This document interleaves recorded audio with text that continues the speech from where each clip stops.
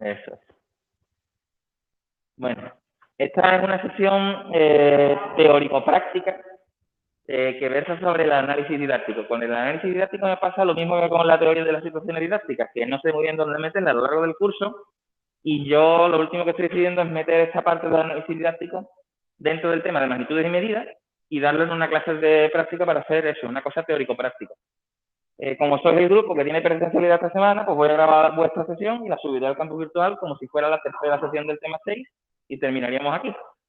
Bueno, exactamente aquí es donde vamos a empezar el año que viene. El año que viene vais a hacer muchos análisis didácticos, que no son más que situaciones de clase, ¿de acuerdo? A ese nivel. Que no son más que situaciones de clase o situaciones de aprendizaje, ¿vale? En las que vamos a tener que visionar una serie de cosas, ¿vale? Vamos a cerrar la puerta para que no entre jaleo. ¿Venir para acá? Me imagino que sí. Me imagino que ahora viene todo lo gordo de él. 5 minutos después. Bueno. Vamos a esperar a ver si entran más gente. Y continuamos.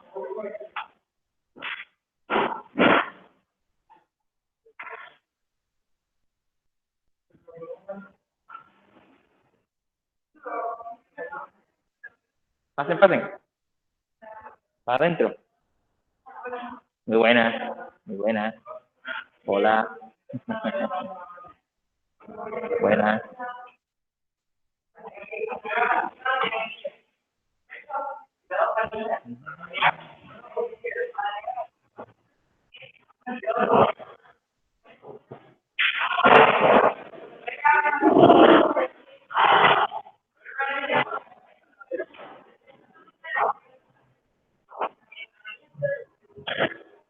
Bueno, pues si os parece que ya quedamos con un poquito de retraso, vamos a continuar. Les estaba comentando a vuestros compañeros que esta sesión de análisis didáctico es realmente la última sesión del tema de magnitudes y medidas. Me pasa un poco como con la teoría de las situaciones didácticas. Yo la teoría de las situaciones didácticas no sé dónde meterla en el temario y la meto en geometría, y el análisis didáctico la pongo un poco final de curso, así que considerad que esto es la tercera sesión de magnitudes y medidas. Intenta hacer una clase teórico-práctica, ¿de acuerdo? Con lo cual, hoy os voy a contar en qué consiste el análisis didáctico muy sucintamente, y lo mejor va a ser contextualizar lo que es el análisis didáctico en una situación didáctica que os voy a facilitar, ¿de acuerdo? Entonces, como esta sería la sesión 3 del tema 6, esta sesión está siendo grabada y se subirá al campus virtual para que tengáis esto, ¿de acuerdo? Porque vuestro grupo es el presencial esta semana, el otro es el virtual. Bueno, ¿os han contado alguna vez qué es un análisis didáctico? ¿Os han pedido análisis didáctico? Bueno, para empezar, ¿analiza didácticamente esta situación? Nunca. No. Ni tampoco os han enseñado lo que es. Vale. Bueno, pues la teoría del análisis didáctico sirve para explicar qué es lo que ocurre en situaciones de enseñanza y aprendizaje. Y es adicional a la teoría de las situaciones didácticas. La teoría de las situaciones didácticas analiza la situación en sí, y el análisis didáctico analiza lo que ocurre en una situación. ¿Ok? Entonces, como situaciones didácticas, el año que viene os vais a hartar de ver situaciones convencionales en didáctica de las matemáticas 2, mi planteamiento de acercaros a una situación didáctica es poner una situación de sala de escape. Yo ya os he dicho una y mil veces que yo lo que hago con mis alumnos colaboradores, mis TFG, mis TFM y mis propias publicaciones, es hacer salas de escape en centros educativos. Y estas 2 o 3 semanas he estado poco accesible en tutoría porque he estado yendo a centros educativos a hacer salas de escape. Total. Esto de aquí que tenéis, pues son 2 imágenes de salas de escape distintas en coles distintos, ¿de acuerdo? Están ahí encerrados los chiquillos. Estos son una cámara web que nosotros ponemos varias cámaras web en el techo para grabar a los chavales. Y básicamente lo que queremos es analizar si los chavales en esta experiencia han aprendido algo o no. Y si lo han aprendido, cómo lo han aprendido, ¿de acuerdo? Ese es el motivo, digamos, de un análisis didáctico, que como veis es distinto de lo que analiza la teoría de las situaciones didácticas. La teoría de las situaciones didácticas analiza el problema. El problema es adidáctico, el problema es simplemente didáctico. Las fases son estas, pero no te dicen si los alumnos han aprendido o no. ¿Entendéis? Entonces, digamos que la teoría de las situaciones didácticas se aplica antes de la experiencia y el análisis didáctico se aplica después de la experiencia. Porque claro, tú tienes que tener la experiencia que han hecho los estudiantes para analizarlo, ¿no? El modelo teórico del análisis didáctico pasa por 5 niveles, ¿vale?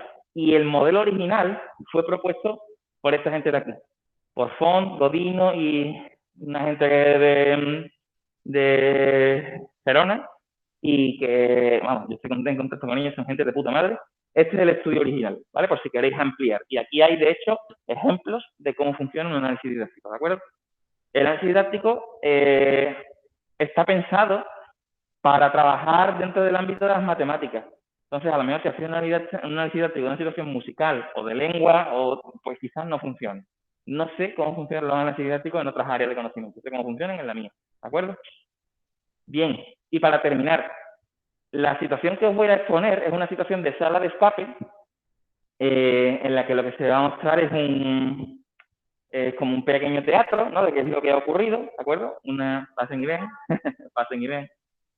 Y aquella situación de sala de escape, pues se publicó el año pasado, si no recuerdo mal, 2020, sí, en este artículo de aquí. Educational Escape Room as a Tool for Horizontal Mathematization.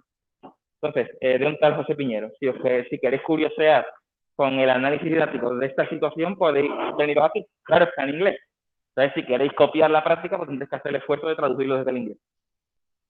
Me da igual que la copiéis o que no la copiéis. En total, si es el final del curso, esto no va a decidir nada de vuestra nota prácticamente. Total, y con el análisis didáctico pretendemos responder a la pregunta de qué ha ocurrido aquí, qué han aprendido y cómo lo han aprendido, ¿no?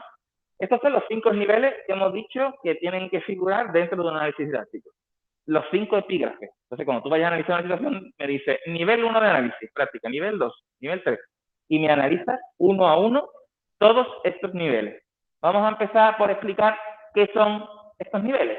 El primer nivel se llama de práctica matemática, que básicamente habla de si el estudiante es capaz de entender lo que el problema le está preguntando. Os garantizo que, por ejemplo, en una sala de escape educativa, tú le das un libro de pista a los estudiantes con las instrucciones, le das un libro de pista con cómo se abre un cerrojo, cuál es cada problema, las pistas de cada problema, y tal, comentan en la sala, hacen así, y se olvidan del libro de pista. Pero es que eso pasa, pues pasa también a vosotros. José, ¿qué hay que hacer? Le he denunciado. Y pasa. Y cuando pasa eso, es que existe un mal nivel de práctica matemática.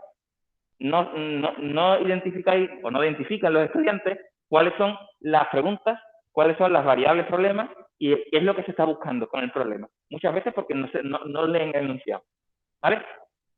Entonces, esto es un poquito qué es lo que se está preguntando el problema, ¿vale? Si los estudiantes lo entienden o no. Siguiente. Identificar objetos y procesos matemáticos. Un objeto matemático es un concepto matemático.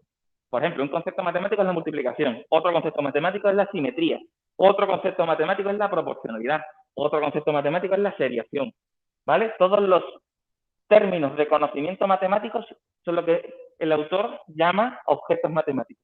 Y los procesos matemáticos son las estrategias seguidas. Comparación, ensayo y error, en fin, reducción, simplificación, ¿vale? Entonces, estos serían los conceptos y estas serían las estrategias seguidas para movilizar esos conceptos. Vamos a verlo ahora con un ejemplo, ¿vale? Bien, esos conceptos y esos procesos matemáticos, lo normal es que se desarrollen en un entorno, por ejemplo, de trabajo en grupo.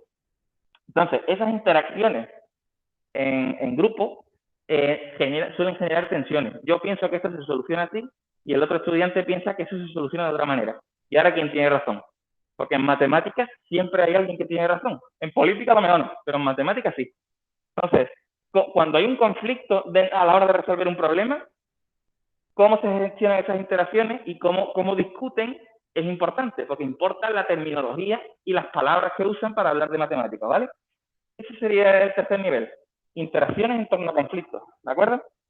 Bueno, imaginad que los estudiantes pues han participado de una situación didáctica y han resolver un problema. El siguiente nivel del análisis didáctico se llama identificación de normas. Una vez solucionada una situación problema, he aprendido algo de este problema que pueda aplicar en todos los problemas del mundo real. Por ejemplo, cuando habéis hecho el problema de la ampliación del puzzle, lo que tú has aprendido en el problema de la ampliación del puzzle, ¿se restringe a ese problema ¿O se puede aplicar en todos lados? Se puede aplicar en todos lados. He sacado una norma. Una norma es algo que se aplica en todos lados. ¿De acuerdo? Por lo tanto, la cuestión es si en una situación didáctica el alumno aprende algo que es capaz de utilizar fuera del aula. ¿Vale? Voy a cerrar esto para no escuchar el murmullo. ¿Vale? Entonces, las normas son aquellas grandes generalizaciones que un estudiante puede aplicar fuera del aula. ¿Ok? Bueno, ha terminado la situación didáctica. Queda el último nivel. Valoración de la idoneidad del proceso de instrucción. Ahora viene un momento en el que tú como maestra te sientas y dices, pues esta situación didáctica era buena en esto, era mala en lo otro, ¿vale? Y haces un análisis crítico de la situación didáctica y de qué puedo cambiar para que funcione mejor, ¿vale? Entonces, si queréis, los términos que no deberían nunca de faltar en un análisis didáctico deberían de ser estos de aquí, ¿vale? Conocimiento que se moviliza, las personas que se implican, cuántas son, qué hacen, cómo lo hacen, qué materiales hay, qué secuencia sigue el problema, cómo funcionan las interacciones entre los participantes, si las interacciones resuelven dificultades o no, cuáles son las dificultades que plantea una situación didáctica, ¿vale? Si el proceso que tú has planteado que hagan los estudiantes realmente los lleva a que aprendan algo o no, ¿de acuerdo? Todas estas cosas deberían de aparecer en un análisis didáctico y todas estas cosas van dentro de cada uno de los niveles, ¿de acuerdo? Por ejemplo, ¿qué te digo yo? Las interacciones pues tendrá que estar aquí, en el nivel 3. Los materiales implicados y las dificultades pues tendrán que ver por aquí, ¿de acuerdo? En fin, la pertinencia del proceso, lo bien hecho o lo mal hecho que esté el proceso de formación, tendrá que venir aquí, en el nivel 5, de idoneidad. Entonces, todas estas cosas, ¿vale? Deberían de venir cada una en su nivel correspondiente. Bueno, esto os lo acabo de contar, que es lo que es cada uno de estos niveles, vienen más desarrollados en el PowerPoint, con lo cual podéis coger el PowerPoint y los leéis, y si os vais al artículo original, en el artículo original aparece una situación de clase, ¿vale? Que es analizada. A mí la situación que aparece en el artículo original me parece un poco confusa, me gusta más la situación que nosotros planteamos en la práctica. Entonces, si os parece, vamos a ver cómo es la práctica que planteo y vamos a hacer un análisis didáctico de esa práctica, ¿vale? Vamos a ver, ¿qué pasa aquí? A ver.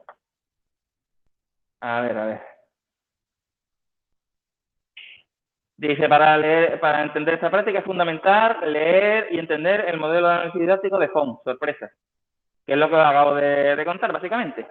La práctica consiste en realizar un análisis didáctico de una situación problema real planteada en una sala de escape educativa. Hay que identificar objetos, procesos, normas, conflictos, en fin, todo lo que os acabo de comentar que es una situación didáctica. No es obligatorio que vengáis aquí. Podéis iros, ¿vale? No se pasa lista. Dice, el fragmento aquí presentado corresponde a una sala de escape adaptada al cuarto curso de educación primaria y corresponde a alumnos de 9 años de edad, en el entorno de una sala de escape lineal. Eso por si queréis ampliar un poquito de información sobre cómo funciona la sala de escape, os podéis ir al artículo que os he dicho yo antes en inglés y entenderéis un poquito más de cómo funciona todo esto. Entonces, dice, la solución al problema correspondiente a este fragmento consistía en utilizar una balanza para pesar una serie de objetos que se encuentran en una caja. Entendemos, ¿no? Los niños están en la sala y en un problema concreto pues abren una caja y encuentran una serie de objetos y nuestro objetivo es que pesen esos objetos, ¿vale? Dice, los objetos deben pesarse usando canicas. Algunas de ellas habían sido depositadas previamente en uno de los platos de la balanza. Oye, esto de que estén utilizando canicas para pesar, ¿en qué etapa del pensamiento magnitudinal lo ubicas? ¿En el 5, en el 4, en el 3? En el 4, bien. Vale, bien. Dice, el peso de cada objeto en canicas daría el código que facilita el acceso a la siguiente prueba. Entonces tiene que pesar 3 cosas, tiene que pesar el mando, el puntero y yo qué sé, y las llaves. Y resulta que las llaves pesan 5, el puntero pesa 2 y el mando pesa 8. Canicas. Y ese es el código que tienen que meter en el cerrojo para continuar en la sala, ¿de acuerdo? Bueno, dice, el orden en el que dichos dígitos eran ordenados eran de mayor a menor, de acuerdo con la pista que correspondía a este enigma. En dicha pista también figuraba un dibujo con el funcionamiento básico de una balanza. Es decir, les dábamos esta pista de aquí, ¿vale? Bueno, pues vamos a leer qué es lo que hicieron, ¿vale? En esta situación didáctica, el director de juego es uno de vosotros. Es un alumno que estaba haciendo el trabajo de fin de grado conmigo o que era alumna colaboradora mía. En este caso era alumna colaboradora, no estaba haciendo el trabajo de fin de grado, era alumna de tercero. Bueno, dice el director de juego, habéis conseguido resolver casi todos los problemas, ya os queda muy poco. ¿Qué habéis encontrado en el nuevo cofre? Y dice un alumno, hay un paquete de rotuladores, 2 tizas, un cuaderno y muchas canicas. Y dice otro alumno, abriendo el cuaderno, mira, hay un dibujo. Se refiere al dibujo que os acabo de enseñar, ¿vale? A este dibujito de aquí. ¿Vale? Dentro del cuaderno que acaban de encontrar está ese dibujito. Bien. Le pregunta al director de juego, ¿ah, sí? ¿De qué es el dibujo? De aquello, y señala la balanza. Una balanza de plástico que es la misma que yo os he dejado a vosotros cuando hemos estado haciendo la teoría. Dice el director de juego, muy bien, ¿qué podéis hacer con los objetos que tenéis? El grupo de alumnos se desplaza hasta la balanza con todos los objetos y coloca los objetos en los platos de la balanza en distintas configuraciones. Empiezan colocando el cuaderno en un plato y las tizas en otro. Colocan el cuaderno aquí y las tizas aquí. Y hace pop y no se equilibra, ¿vale? Y dice un alumno, no, así no es. Y lo que hace es repartir todos los objetos entre ambos platos, buscando que la balanza quede equilibrada. Las tizas y el cuaderno a un lado, los rotuladores y todas las canicas en el otro. ¿Entendéis lo que está haciendo? Está consumiendo todos los objetos que tú le has dado y está intentando ponerlos en la balanza de forma que se equilibre. Bueno, ¿qué podemos decir con respecto del nivel de práctica matemática? Los niños están entendiendo qué es lo que tienen que hacer. ¿Por qué? ¿Lo han mirado? Uno lo ha mirado. ¿Y el resto qué ha hecho? A limpiar el culo con lo que ha visto y vámonos. Esto, si nos fuéramos a verlo desde la perspectiva de Brousseau, de la teoría de las situaciones didácticas, esto es una situación de formulación o de acción. Los niños cuando están haciendo así, ¿están formulando o están actuando? Están actuando. Y hemos dicho, eso es lo que no tenemos que hacer. Lo que tenemos que hacer primero es pensar, ¿no? Vamos a pensar que es lo que nos piden y luego ya actuamos. Bien, bien. Bien, estamos entendiéndonos entonces. Dice, bueno, reparte todos los objetos entre ambos platos y evidentemente, como lo hemos hecho nosotros, pues evidentemente no encaja, ¿vale? Y dice el alumno 3, ¿ya? Total, que sale al rescate la directora de juego y dice, hola, ¿qué estáis intentando? Y dice el alumno 3, esto no funciona. ¿Por qué no funciona? Porque no sabemos qué número es. Claro, los niños saben que lo que están buscando es un número para meter en un cerrojo y cuando lo ponen así, pues no saben qué número es. Dice la directora de juego, mirad bien el dibujo del cuaderno, no habéis puesto bien las cosas en la balanza. Bien, bien. Nada nuevo. Aquí tenéis todo el jaleo. Recogen el cuaderno y vuelven a observar el dibujo, ver la figura que os acabo de comentar antes, discuten entre ellos y colocan todos los objetos en un plato y todas las canicas en el otro. Se peor todavía. Colocan todos los objetos en un plato y todas las canicas en el otro. Se queda totalmente descompensado. Y dice un alumno, está movido, en referencia a que no se logra el equilibrio usando todas las canicas en un plato y todos los objetos en el otro. Observa que el estudiante ha usado la palabra está movido en lugar de la palabra equilibrio. Entonces, bueno, ese lenguaje es importante. Dice otro alumno, es que hay que usar solo el cuaderno y las canicas. Colocan el cuaderno en un plato y varias canicas en el otro. Cometen varios errores, muestran impaciencia a la hora de esperar el equilibrio de la balanza o de juzgar cuando está bien equilibrada. Ya os contaré un poquito más de eso del equilibrio de la balanza, que tuvo tela porque arrancaron páginas del cuaderno y perdió peso. Y nosotros no contábamos con que fueran tan varios. Total, evidentemente, si al principio pues eso estaba así, al arrancar páginas se quedó así. Y cuando poníamos una canica más se ponía así. Entonces tenía que decidir cuál era el peso bueno, este o este. ¿Qué decidiríais vosotros? ¿Este o este? El primero, ¿verdad? Pero no está equilibrado, no está aquí, está aquí. Ha perdido peso porque han arrancado páginas los desgraciados. Desde entonces todo lo ponemos forrado, tío. Bueno, se aprende. Eso, mira, eso para el tema del análisis del proceso es algo que nos vino bien. Total, que dice el estudiante 3, así tampoco es. Y dice el alumno 1, sí es así, pero solo vale si no se sigue moviendo. Está diciendo, espérate, ¿cómo es? se está moviendo, pero ya se parará y veremos si eso es o no. Tras varios minutos de discutir y algunos intentos infructuosos ligados a la falta de paciencia por esperar el equilibrio, logra empezar el cuaderno. Tú ten en cuenta que esto es una cámara que está pegada ahí y que los niños están hablando a voces y muchas veces todos a la vez. Y cuando tú intentas transcribir esto así, muchas veces no entienden lo que están diciendo, porque están hablando todos a la vez. Entonces, cuando pasa eso, me veo obligado a poner cositas como esta, ¿vale? Bueno, dice el alumno 1, vale, pues son 5 canicas y un cuaderno. Y dice otro alumno, ¿y ahora qué hacemos? El alumno 2 consulta la hoja de pistas y dice, aquí hay 3, son 3 números.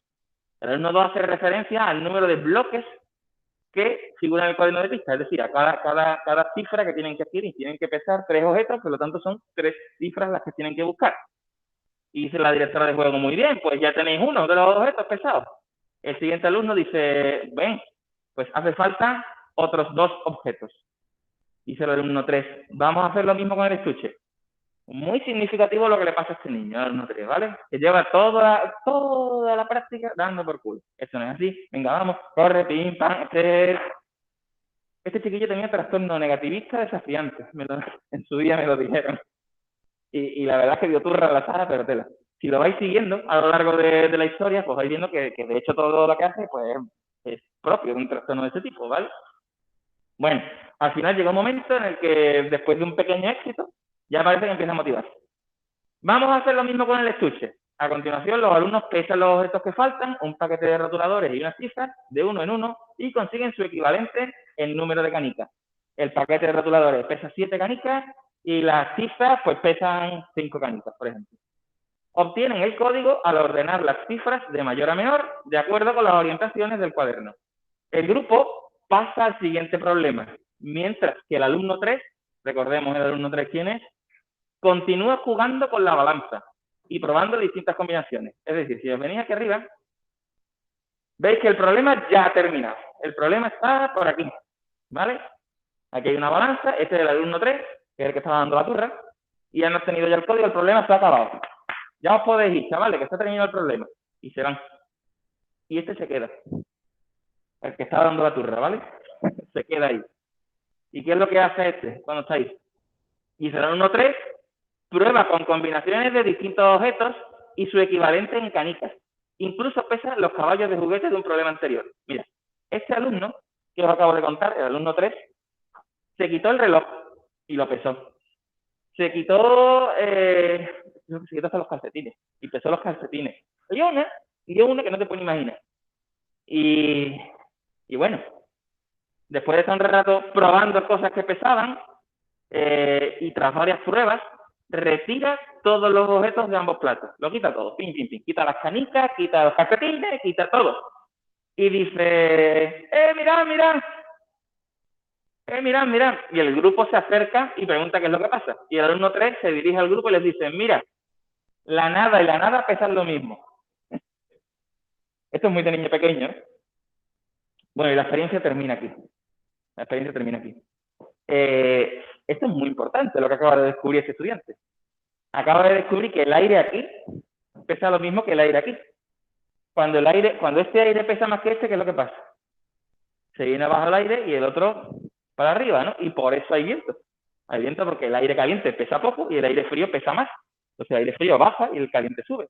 Y de ahí en los vientos y toda la historia. O sea, ya este chiquillo está empezado a introducir a eso. Lo normal es que la nada y la nada pesen lo mismo. Lo normal es que el aire pese lo mismo en todos lados, ¿no?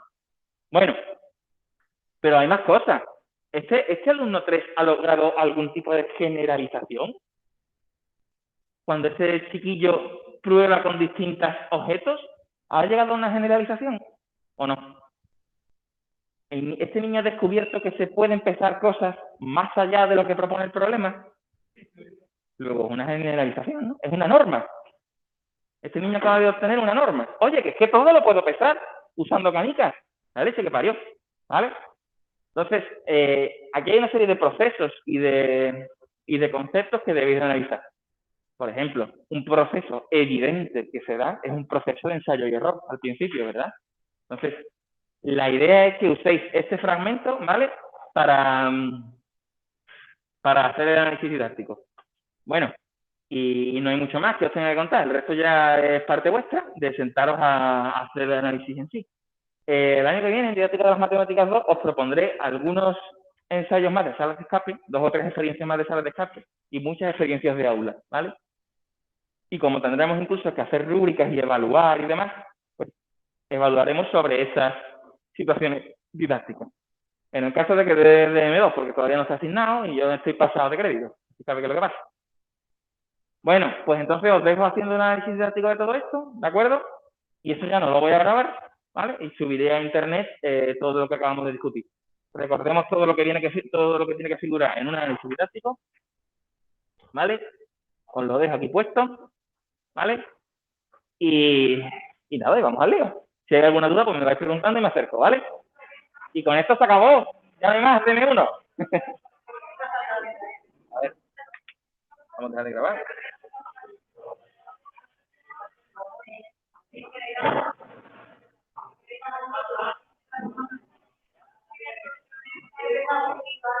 Vamos a dejar de grabar. Los que estáis por internet, ¿tenéis alguna dificultad, algún problema?